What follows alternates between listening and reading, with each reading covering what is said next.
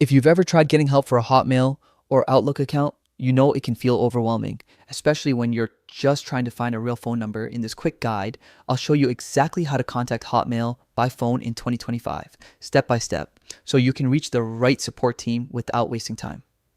Let's get started. The fastest way to get the official phone support number is by opening your preferred web browser and heading straight to Google. Once you're there, type Hotmail customer service phone number or Microsoft support phone number into the search bar.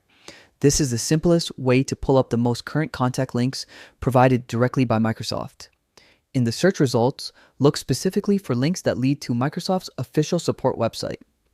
Avoid anything that looks suspicious, unofficial, or unrelated. There are plenty of third-party sites that can't actually help you. The correct Microsoft link is what you want. Once you're on the official Microsoft support page, look for the section dedicated to customer service and phone support. Here, you'll usually see a list of numbers or a prompt asking you to choose your region. This part matters because Microsoft uses different phone numbers for different countries. Select your country to make sure you're getting a number that actually connects to the right support team. After selecting your region, you'll be shown the correct phone number for Hotmail/Outlook support through Microsoft. Now you're ready to make the call. Before you dial, make sure you have a few things on hand: your email address, any recovery information, and a brief description of the issue you're having. This helps the representative assist you faster and keeps the call smooth and efficient. And that's all there is to it.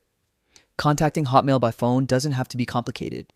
It's just about going through the official Microsoft website and choosing the right regional number. If you found this guide helpful, drop a comment below or let me know what other tutorials you want to see next.